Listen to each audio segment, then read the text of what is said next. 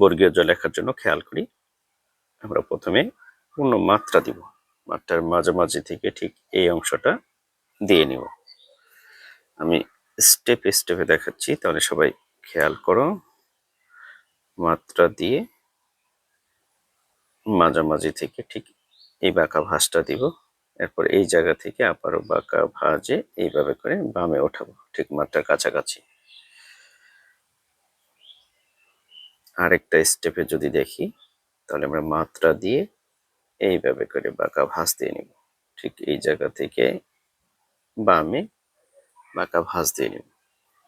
এবার শুরুর অংশ থেকে বর্গের জবনের আকৃতিটা এইভাবে করে দিয়ে ঠিক এই জায়গা থেকে নিচে নামিয়ে দেব, বর্গের জ হয়ে গেল। এবার খেয়াল করি ঝ লেখার জন্য আমরা মাত্রা দিয়ে ঠিক শেষ প্রান্ত থেকে কোনাকুনি টেনে প্রথমে ব বর্ণের মতো করে লিখব। আরেকটা দাফে দেখি, শেষ প্রান্ত থেকে এইভাবে টেনে প্রথমে ব বর্ণের মতো করে লিখব, এরপর ঠিক এই অংশ থেকে কোনাকুনি টেনে নিচে থেকে সোজা দাগ থেকে একটু উপরে ওঠাবো, ডান পাশে ছোট্ট মাত্রা দিয়ে নিব। আবার একটু দেখি, তাহলে মাত্রা দিয়ে ঠিক এইভাবে করে প্রথমে লিখব, এরপর কোনাকুনি এইভাবে টেনে নিচে থেকে সোজা এইভাবে করে উপরে উঠাবো, ডান পাশে অর্ধমাত্রা দিব।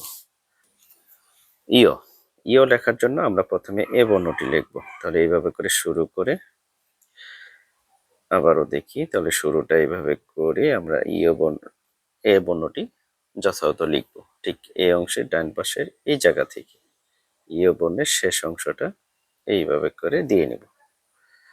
ওকে, আবারও দেখি, তাহলে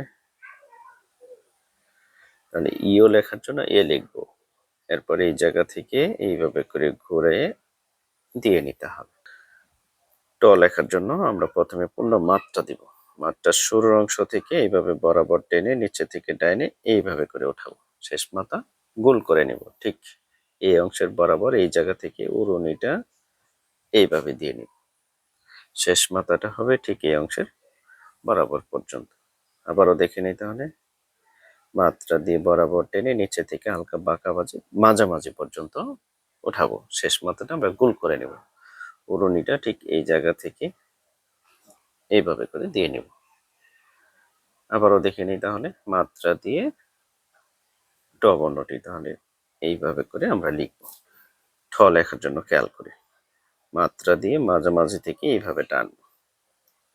আরেকটা স্টেপে দেখি, তাহলে মাত্রা দিয়ে মাঝামাঝি থেকে এইভাবে করে টানবো।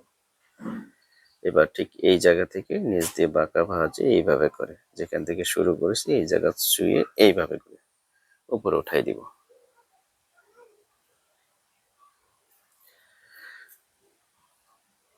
আবারও দেখি, তাহলে মাত্রা দিয়ে এইভাবে করে টেনে এক টানে এইভাবে করে দিয়ে নিব। ওকে, হয়ে গেল। ড লেখার জন্য খেয়াল করি, মাত্রা দিব মাঝামাঝি থেকে প্রথমে এইভাবে করে টানবো। আরেকটা ধাপে দেখি, মাত্রা দিব, তাহলে মাত্রা দিয়ে এইভাবে করে প্রথমে টানতে হবে, ঠিক এই জায়গা থেকে বাঁকা ভাঁজে এইভাবে করে বামে উঠাতে হবে, শেষ মাথাটা ঠিক মাত্রার কাছাকাছি হবে। আরো একবার দেখি, তাহলে মাত্রা দিয়ে এইভাবে করে আমরা ড লিখব। ঢ বর্ণ লেখার জন্য খেয়াল করি, মাত্রা দিয়ে বরাবর এইভাবে টেনে নিচে থেকে বাঁকা ভাঁজে হালকা বাঁকা ভাঁজে মাঝামাঝি পর্যন্ত উঠাবো, শেষ মাথা গোল করে নেব, ঢ হয়ে গেল। আবারও দেখি, তাহলে মাত্রা দিয়ে বরাবর টেনে নিচে থেকে এইভাবে করে দিয়ে নিলে ঢ হয়ে যাবে। আরো একবার দেখে নিই, তাহলে মাত্রা দিয়ে বরাবর টেনে নিচে থেকে এইভাবে করে ডান পাশে বাঁকা ভাঁজে উঠাবো, শেষ মাথা গোল করে নিব।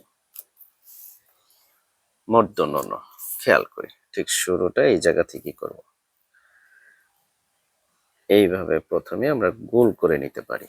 ওকে, আবারও খেয়াল করি, তাহলে এইভাবে গোল করে উপরে দাগ ছুঁয়ে ডান পাশে এইভাবে নামিয়ে দিব। ওকে, তাহলে এইভাবে শুরুটা করে উপরে দাগ ছুঁয়ে এইভাবে করে নামিয়ে দিব, ঠিক দাগের একটু উপর থেকে এই অংশটাকে ছুঁয়ে বরাবর নিচের দিকে টানবো, ডান পাশে ছোট্ট মাত্রা দিয়ে নিব, মূর্ধন্য হয়ে গেল। আরো একবার দেখি। শুরুটা এইভাবে করে বাঁকা ভাঁজ দিয়ে নিব, দাগের একটু উপর থেকে এইভাবে করে বরাবর নিচের দিকে টানবো, ডান পাশে ছোট্ট মাত্রা দিয়ে নিব, মর্দন্য হয়ে গেল। সঠিক উপায়ে চেষ্টা করব প্রতিটা বর্ণ এইভাবে করে লেখার।